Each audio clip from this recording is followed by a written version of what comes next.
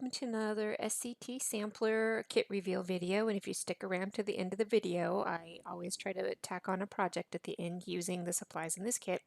I'm a big fan of these kits, and I have a whole playlist if you want to go back and see previous kits and hear me talk about why I love these kits. They're affordable, they're little sample sizes, they're great for beginners, they're great for established crafters who want to sample the latest and greatest. So I am just a big fan.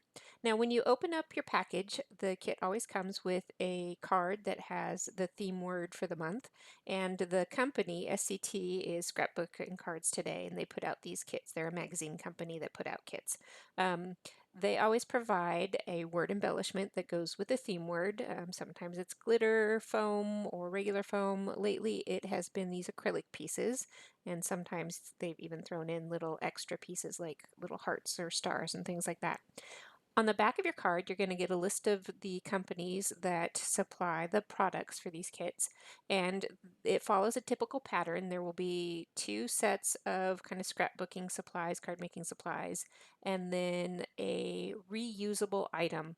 And in this kit, which we'll get to in just a minute, the reusable item might be a stamp set or an embossing folder or some organizational pieces. So here in this set, Close to My Heart provided an embossing folder, and they've done this in the past. These embossing folders are nice and sturdy, and they have fairly deep embossing images. And this one is an alphabet folder, and you'll get to see how I put this to use on a project later. And then this is the first set of kind of scrapbooking supplies, but because the sizes of these products are sample sizes, you can certainly use these for card making, and I have done many times in the past. Now, often you'll get a little partial pack of ephemera pieces, and you can see the ephemera pieces here. Now, this is a Heidi Swap collection, and you can find links to the collections and the products and find out more about how to subscribe to these kits in the show notes below. Now these are cut apart pieces, I believe from a larger sheet of paper, because you can see how the stripes on the pattern match back there. And then here is a set of sticker sheets that have some gold foiling to them, and I believe this is probably also a partial pack because that's how these kits go. And that gold foiling is really pretty. I'm going to enjoy using those.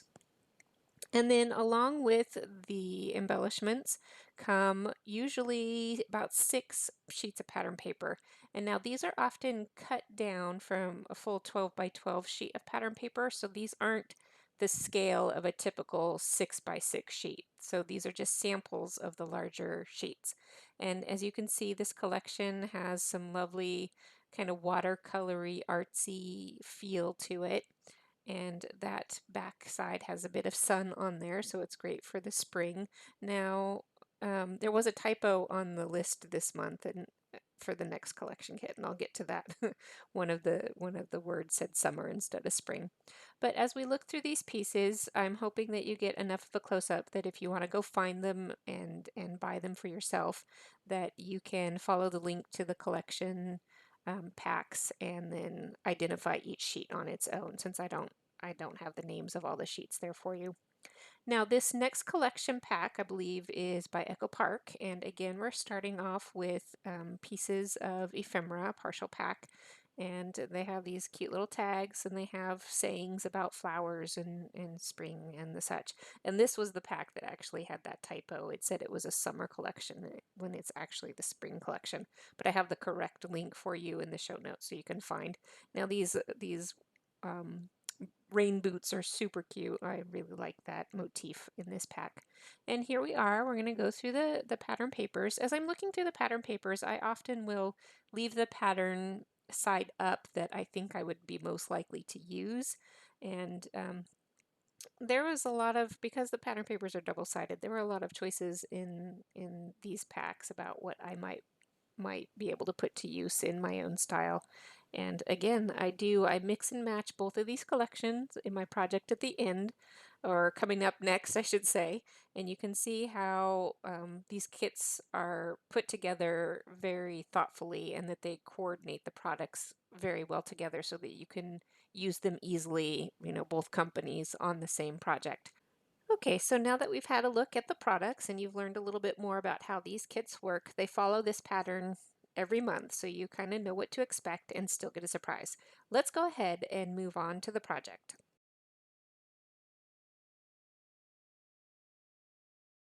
I've skipped a bunch of steps this month because this isn't really a process video per se, but rather a view at how you can mix and match all these products. So I am doing a layout today, which I haven't done in a while, so that felt kind of good. I did bring in a few extra supplies, a stamp set, some ink, some vellum, and I've started putting this layout together already. I did emboss that pink paper with that embossing folder, and I made a strip down the side. I've also printed out a whole bunch of pictures, and these are just kind of my day in the life photos from actually the day I filmed this. So I've cut these all down and I'm kind of color blocking this layout. I've got this sheet of butterflies that I think I'm going to fussy cut. I've got a few extra pieces of paper that I've used as embellishments, and then I'll put these to more use as I go.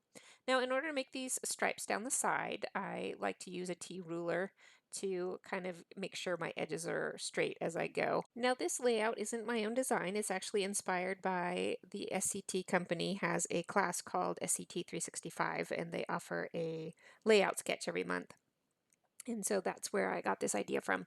So you can see I'm just getting my title. I'm using that acrylic piece to get my title going. And then I'm going to use this vellum to add to my title. I stamped the word today. And so this is Today Stories is how it reads. And at first I thought I was going to place it right on top of the word stories, but the vellum was a little too opaque for what I liked. So I'm going to put it above. And I like this adhesive that is a vellum adhesive.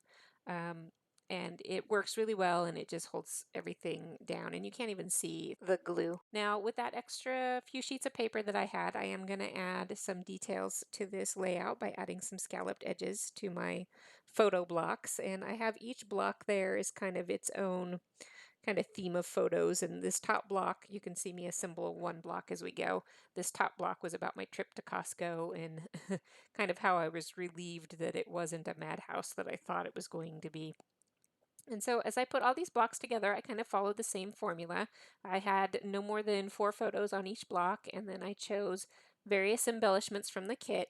So these stickers here that are from the Heidi Swap collection are actually kind of vellum-y type stickers, and they have some translucence to them. Excuse me. So that was kind of fun, and I had to figure out how to place them on there so that the words on the sticker would still read through pretty well. And so I just put each little block together with a couple of embellishments and my photos. And here you can see I've moved on to the next block, but I'm not going to do all the blocks on screen for you because you kind of get the idea. Now I did add some extra detail with this tiny attacher, and I went ahead and started adding more staples to other parts of the layout, because if you're going to add one, then you should repeat elements as you go, so that those elements kind of make sense in the overall scheme of your project.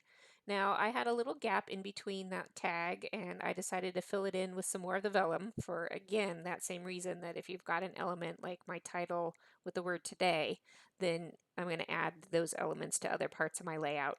And then I'm going to continue with the stapling because that is consistent across my layout. So I've completed my other blocks on the other side of the page, and I'm adding more of this scalloped border punch detail. Now that top block there on the left-hand page is going to be where I'm going to put my journaling. So I'm going to leave a good portion of that pattern paper showing because it stripes. It makes a very convenient journaling.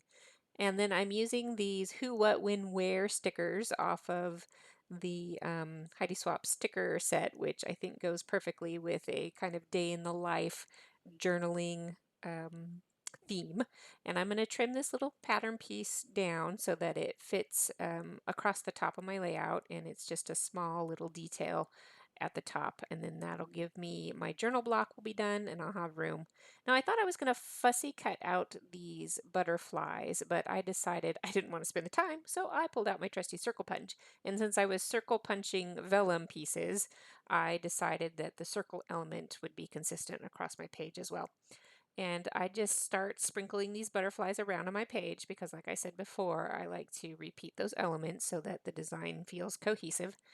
And once I've got some butterflies scattered around, I move on to my stamp. Because I've got that one stamp in gold to kind of go with the gold foil of the stickers, I wanted to add more gold stamping. So here you can see me, I'm just adding a few pops of gold stamping across several places on my layout so that we have that consistency again that I kept talking about. And then that will finish off the stamping of my layout, and here it is. And I thought I was done at this point, but I realized that pink strip on the right hand side is just hanging out over there all by itself, and design wise that was not making me happy. So I pulled out another stamp which I'm going to use as a date. I punched out some more pattern paper circles. I pulled out some more of the paper to coordinate with the rest of the layout. Now that little green frame was the frame that was left over from that other green sticker, so I'm going to trim it down and use it as a frame. And then I'm going to build a little cluster of embellishments on there, and that kind of mirrors the title at the top left corner. And since that pink dry embossed element was nowhere else on my layout, I do need to bring in that element somewhere else on my page. So I added it to my top title cluster. And so that pulls those details all the way across the page and adds a more consistent design element. And now I am done and happy with my page. And then my daughter showed up while I was in the middle of filming, and she decided to be a part of the video. So thank you for joining me, and I hope you'll come back again. If you enjoyed this video, please do give it a like, and if you'd like to see my future videos, subscribe and hit that notification bell so you don't miss anything. Thank you for joining me.